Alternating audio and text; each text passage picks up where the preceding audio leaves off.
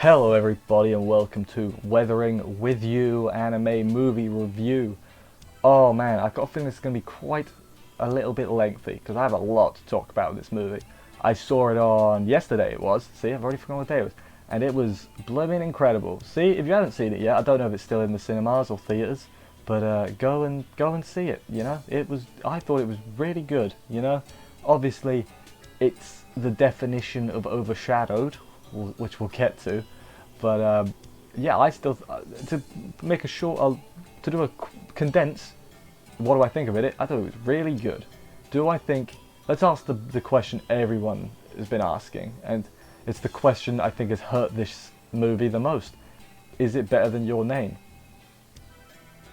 I don't know. I think in some areas it actually is better than Your Name, which I'll get to. But I think Your Name is going to leave, like, obviously it's obviously the best anime movie of all time if we want to go by score or whatever, regardless of your opinion on it. It's not going to be as impactful, I guess, as Your Name. I can already tell, despite the fact if we take Your Name out of it, pretend it didn't, and it was never made, it never happened, this would have been up there, you know, because I guess, alright, before we get into it too deep, if you are not familiar with how this works on here, first half is we're going to be pretty general and generic about what we're going to talk about. We're not going to go super specific. Second half, we're going to go full spoiler. So if you've not seen the movie, don't watch the second half, because the second half is full spoiler. But yeah, as I was saying, Your Name hurts this the most because I don't know if I'm going to call it the pressure of being following Your Name. Like, it was never going to match Your Name in terms of what Your Name did, you know. So it hurt.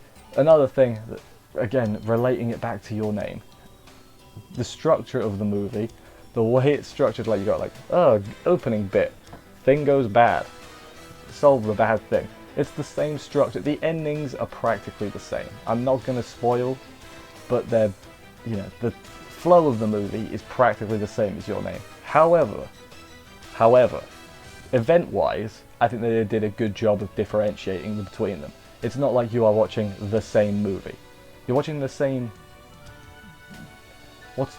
same, you know, point A, point B, point C, same, you know, plot-wise, but the plot itself is different. If that makes any sense whatsoever. I'm not a professional. Does this look professional? No. Yeah, I guess the thing we'll talk about not first of all, but now, really good thing, animation, flipping. I was a bit blown away, you know, one of the opening sweeping shots, a bit like, whoa, look at that, pretty beautiful.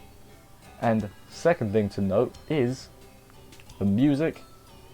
Those two things, animation and music, are always things that make something better. Like, you can have a perfectly really good story, really good everything. If it looks like poo, I'm not going to remember a really good story. I'm going to remember it looked like poo.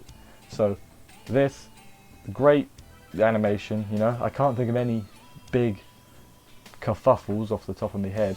And then the music, of course, really good, really fitting of the, like when the insert songs come in, they're really fitting the moment. There's one in particular near the end, which I'll talk about in the spoiler bit, because that's probably the scene I'm going to talk about the most of the spoiler bit, because goddamn, it was good, it was good. I watched, I guess I'll talk about this, I watched the English dub, having not seen the sub at all. So like, if you take the dub in a vacuum, pretend the sub doesn't exist, because I've not seen it, I think the dub was fine, you know. The sub obviously is going to be fine as well, because have you seen a bad sub? I mean, that's, of course there will be some, but dub in a vacuum, I think it's fine. If you compare the two, that's when I think the problems arise, and you know, you should compare the two. But I'm not seeing the sub, so I can't compare them. I'm sorry. The dub was on at an earlier time, and I had to work. Work sucks, I know, but yeah, it was absolutely worth it though. Worth being a bit tired today. Let's talk about the two leads in this movie. They are called, as I look at my notes, Hodoka and Hina. And if I'm being perfectly honest, I think, and this might just be recency bias, I think I preferred them to Taki and Mizuha. from Your Name. And that's a hell of a thing to say. And it might, see, I don't know how much of this is recency bias because I saw it yesterday. So obviously take that into account when I'm talking about it. But no, I think the way their relationship progressed through the movie, I think it felt better than Mizuha's and Taki. It wasn't bad. Obviously, it wasn't bad. Like, what am I saying? But I think I liked this one more because they interacted with each other more. It was basically them together the whole movie, as opposed to Taki and Mizuha, where they were, I guess, never together really, if that makes sense. But it still felt good. Two different ways of telling a unique thing, and I think that is just personal preference. It's I think I liked their relationship more. People could say, honestly, people have different opinions. Doesn't really matter. But yeah, I think I preferred them overall. Even if, well, no, that should come in the spoiler bit. Actually, I'm not going to talk about that now. Another quick thing to note, I guess, is the jokes. This movie has jokes. They're fine. It's not a comedy. I'm not expected to be laughing all the time. But the jokes never missed. Even if they got like a little like that, or like a smile. I never saw a joke. The joke was never said, and I was like, oh, it was a bit naff. But at the same time, I can't remember any of them. So they were there, and they were fine. Again, there's not many of them, or many notable ones. But yeah, also, feels. That's what we'll talk about next. Yes, this movie brought the feels at points. I went with a couple of friends after the movie. We all conversed about it. We all teared up. Like that's just the thing. Yeah, that's worth noting, I guess. If something can get you to do that, it can't be bad. Because if something's bad and then it tries to be all feelsy, it doesn't work because you don't care. And I cared here. I cared a lot. And I'm again. I was going to say something. Can't really talk about that because it's spoils. But I think we'll wrap up the first half here. I'm sorry if it's rambled a little bit. That's just how these things kind of go. I guess wrapping up the first half, I would say, is it as good as Your Name? I don't know. That's my answer, because as I said, Your Name is definitely going to leave more an impact, and people are going to gravitate towards it more. But I don't think Weathering With You should be ignored just because it hasn't made quite the impression Your Name did. I think it's still a really good movie in its own right, and I think Your Name is the thing that's hurt this movie the most. It's understandable, but it's a big old shadow. Big Brother Your Name has left a big old shadow over it, and that's a bit sad. But at the same time, clear the shadow, clear the clouds, weather. I worked weather into it. Clear the rain. Look past the rain, you'll see. Actually, blimmin' good movie this. All right, let's get into the spoilers now. Let's start off with, I guess, the big twist, I guess. So, Hina, the main lead, turns out I'll just give a brief thing in case you haven't seen the movie and you don't care about synopsis. She can control weather, and it turns out, in order to make this bad rain that's been going on, make that go away, and then put the weather back to normal, she's got to sacrifice herself. Okay, you may think. Watching this, I was thinking, okay, so there's gonna be a loophole. They're gonna think of a way to, save her and save the world at the same time. That's not what happens at all. She sacrifices herself. Hodaka goes a bit mad. Not mad, goes a bit desperate is a good word. That's another thing before we get any further, because this is a thing I found a lot. Why are all the police officers flipping useless? There's literally a scene where he runs past about 7 police officers and none of them catch him. Like, what's up with that? Anyway, back to the field. So she sacrifices herself, and he goes on a run to go get her. He gets the scene where he goes up, gets her back. The song's playing. He says some great lines, which I can't remember off the top of my head. Something about, I don't care about the sky, you're all I need. Something like that. Oh, powerful stuff. He essentially dooms the world to save her, and honestly, the movie did a really good job at asking the moral, or what's the correct choice is she sacrifices herself and the world is saved. You know, that is the correct choice. However, as a wise man once said, just because you're correct, that doesn't mean that you're right. And that's exactly what this was. I was with Hodoka the whole way. I don't want the world, I don't care what happens to the world. All I care about, I want her back. And that's exactly what happened. He brings her back from the heaven world, whatever it is, the space, the fish aliens, whatever they are, brings her back from there. Immediately the rain starts again, and at the end of the day, they flood Tokyo. Tokyo is completely flooded. He saved her, and honestly, it was really refreshing in this sort of era, I guess, of movies where self-sacrifice is everywhere. You know, I'm not going to name some just because I don't want to spoil a bunch of movies. But you know, recently, especially, you know, in the last year, there's been at least 2 big ones where it's ended in a self-sacrifice. So to see a movie essentially where we got a selfish ending, was like, nah, you're not sacrificing yourself for the world. The world can burn for all I care, or drown, I guess.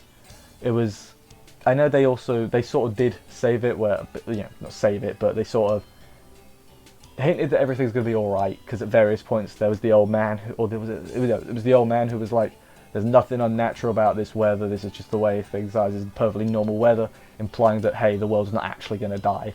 And then at the end there was the old woman who was like, Tokyo used to be underwater, that's how it was. So it's like, sort of evened out where it's like, actually, you know, the world's going to be fine regardless, in case they want to make a 3rd one in this series. That's right, series. Get to that in a minute, but I want to just talk about this bit a little bit more. Yeah, really liked the twist on the self-sacrifice ending. I thought it was really good. In a way, this movie's sort of like the opposite of Your Name. Which I'm looking at my notes because I've written down what I need. Instead of in Your Name, I guess spoilers for Your Name if somehow you haven't seen it but you've seen this. In order to save Mizuha, he has to save the whole town as well. But here, so it's like, that is the right thing to do. That is the ideal outcome. Here, though, it's a lot more. It's a choice, isn't it? It's you save the city or you save her. It's not you do both. You know, and I liked that. It makes. Speaking of, you know, I like that. But speaking of Taki and Mizuha, yes, they're in the movie. They're in Weathering with You. Oh, there are other Your Name characters in there as well. But Taki and Mizuha, like, I've been really in 2 minds about their cameos. And I say cameos because I'd heard about their cameos beforehand. I'm not going to say I was surprised. But I thought their cameos would be like, you know, when it was during one of the montages, it'd be like, oh, that's them in the background, or them playing with a kid or something. But no, they are for all intents and purposes, part of the story. Like, they interact with the main characters. Taki shows up and gives Hodoka some advice when they're working for his nan. He just shows up and talks to them. Mizuha sells him a ring, so it's like, I'm in 2 minds about it, because in one hand, yeah, it's kind of cool to see, hey, the universe it's the same world, you know, it's a sequel technically. But on the other hand, it was the first thing that we talked about after the movie finished. We just watched this really good movie, and the first thing we talked about is characters from another movie. And it goes back to the whole overshadowing thing. Unless they're planning another movie where it's like all of them, which I don't think they are, because this is not like flipping Avengers style, you know, it's not that. They're not going to have a big old team up to save the world. Watch me eat my words now. But yeah, it was kind of like, the fact that was the first thing we talked about sort of did it a disservice, I think. Maybe that's on us, but it wasn't a bad thing. Like, again, I'm in 2 minds about it. If they got involved any more, like if they had properly got involved in the plot, then I might have had a problem, because then it's completely taken the shine away from this movie's cast, which I didn't mention in the non-spoiler thing. This movie's cast, again, it might just be recency bias. I think I preferred the cast as a whole to the cast of Your Name. Like, Your Name's cast, I remember Mizuha and Taki. I don't remember any of the other characters, like by name or really what they did. I remember Mizuha had friends and a sister, but that's about it really. Whereas this one, you know, again, recently, but I've just seen it. But I think I'm going to remember more about, you know, Hina's brother, Nagi, and, you know, other, like the surrogate dad, basically, for thingy. I think I'm going to remember more about the general cast, even though I can't remember their names, you can see right now. I remember more about them than I do about the cast of Your Name. Maybe that's just me. Again, it might just be a recency bias thing. They did a really good job in this movie of making you, going back to what I said earlier, making you want to pick Hina. You don't want to pick the world. When I was watching it, I was like, there was only one way this can end, you pick Hina. And again, I was expecting Hina to be saved and then the gods to be like, oh well, you know, the loophole, she sacrificed herself but she came back, so the world's fine too. But no, they decided to drown the world. Unless they're planning a...